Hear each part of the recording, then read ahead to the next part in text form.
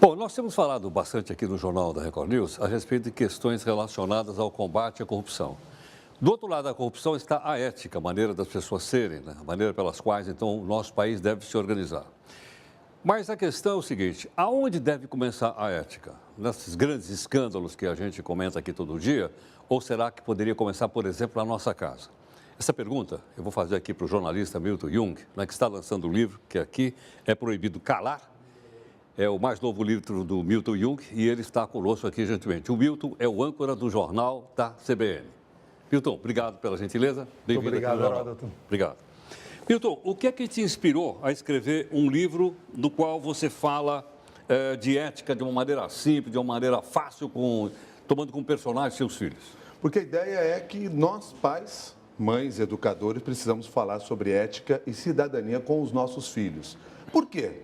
Porque se a gente não tem a esperança de que vai mudar a política da maneira como ela é feita, de uma hora para outra, aquela política que é feita nos congressos, nos palácios, a gente tem que acreditar que nós podemos começar a mudar a sociedade influenciando aqueles que estão próximos de nós, que são os nossos amigos, nossos colegas de trabalho, nossos parentes, nossos filhos, principalmente os nossos filhos, educando-os de uma maneira ou com base em princípios e valores éticos. Esse é o caminho. Vamos influenciar aqueles que estão mais próximos de nós e aí sim nós vamos criar uma nova geração baseada na ética, com ações de cidadania e aí a gente transforma a sociedade. Agora, Milton, para isso a gente teria que jogar fora aquele ditado que diz assim, faço o que eu digo, mas não faço o que eu faço? Você sabe, Heródoto, que eu trabalho no livro com vários desses ditados que nós temos que simplesmente esquecer. Um deles é esse, a ideia do faço o que eu digo, não faço o que eu faço. E eu ouvi muito minha mãe falando isso para mim, faliu. Por quê?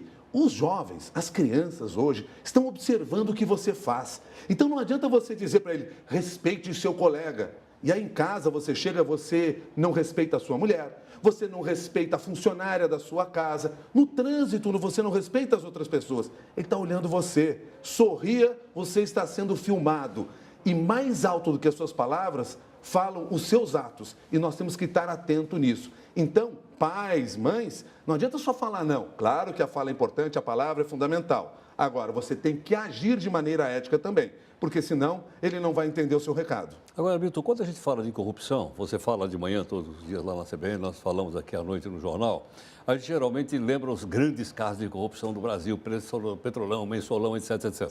Mas tem aquela chamada corrupção do dia a dia, daquela que quando o guarda chega, me multa, deu, seu guarda, não dá para o senhor acertar essa, não, não. Ou então eu fiz uma puxadinha aqui, o fiscal vai lá na minha casa, e eu digo, mas não dá para o senhor quebrar essa multa. Onde é que começa o combate à corrupção? Quer ver um outro exemplo? Isso foi um consultor de recursos humanos que me contou. Conversou com 120 taxistas em São Paulo. Corridas executivas. Disse assim, o que o pessoal mais pede para você no fim da corrida? O que o pessoal mais pede é o seguinte, me vê um recibo aí, põe R$10 a mais, põe R$20 a mais. Aí ele fez a seguinte conta. Esse cara que ganha 20 na ida, 20 na volta, certamente parou para tomar um cafezinho, pediu mais 10. R$50 no fim do dia, R$200 no final da semana, R$1.000 no final do mês. R$12.000 que ele desvia da empresa no final do ano. Isso é corrupção. Isso é não agir conforme a ética. E muitas vezes a gente diz assim, mas sabe o que é? Me pago mal lá na empresa, o salário é baixo. A gente sempre tem uma boa desculpa para as nossas irregularidades. Tem que acabar com isso. Agora, Milton, o cidadão que fez o que você acabou... Eu até conheço gente que fez isso, né? Ele não está arriscando a jogar o nome dele na lama, dele ser colocado para fora da empresa de uma maneira assim, dizer, suba daqui porque senão nós vamos representar contra você? Principalmente hoje isso pode acontecer. Principalmente hoje, quando você fala sobre o ato irregular que se comete. Hoje em dia as empresas têm cobrado muito têm cobrado muito dos seus funcionários, até por suas regras, pelos códigos de éticas, pelo compliance, que é algo que tem preocupado as empresas. Mas claro que sim, que quando você decide impor ordem na área em que você está, quebrar padrões errados, você também está colocando em risco a sua carreira. Agora, eu prefiro colocar em risco a minha carreira agindo de maneira honesta, porque eu estarei de bem com a minha consciência independentemente do que me aconteça. E nós temos provado isso ao longo do tempo. No livro, a primeira história que eu conto é de de um personagem brasileiro que você conhece bem, Heriberto França, motorista do Fiat Elba da casa da Dinda, onde morava Collor de Mello e companhia. E ele resolveu dizer tudo o que ele tinha visto, resolveu mostrar que havia irregularidades, perdeu o emprego por causa disso. Aliás, recentemente se fez reportagem com ele, segue desempregado fazendo bico. Mas sabe o que ele diz?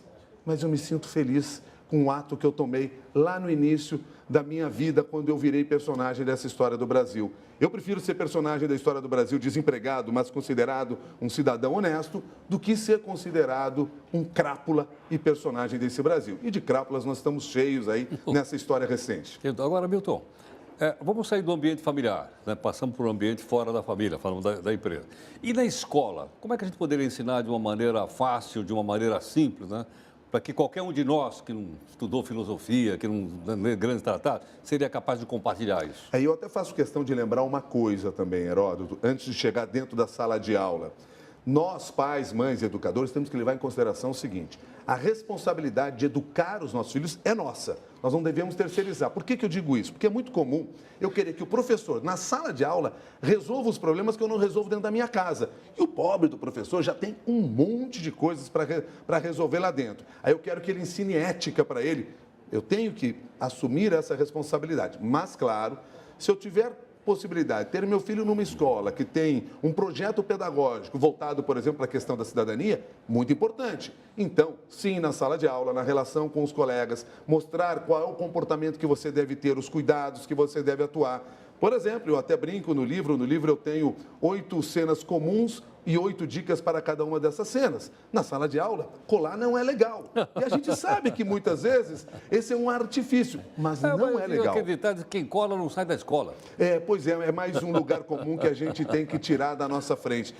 Nós somos cheios de lugares comuns que nós temos que acabar nesse país. E certamente a gente vai conseguir começar a mudar a nova geração se abrir mão desses lugares comuns. É que é normal fazer isso. Tudo é normal. Mas todo mundo faz, por que eu não posso fazer também? Exatamente, porque eu quero ser diferente dos outros, porque eu quero ter o meu filho de uma maneira honesta. Eu não quero ter o meu filho construído com bases que não são éticas. Então, eu defendo essa ideia.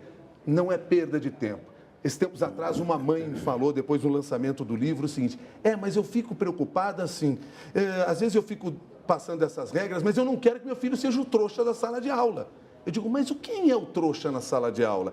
É aquele que passa de ano colando, cometendo irregularidades, ou é aquele que tem que estudar um pouco mais porque tem uma certa dificuldade, que tem coragem de chegar em casa e o pai tem que estar aberto para esse pai? Eu não entendo desse assunto, me ajuda dessa maneira, me arruma um outro professor, bota numa aula de reforço, porque o filho não tem vergonha de mostrar para o pai que ele tem fraquezas.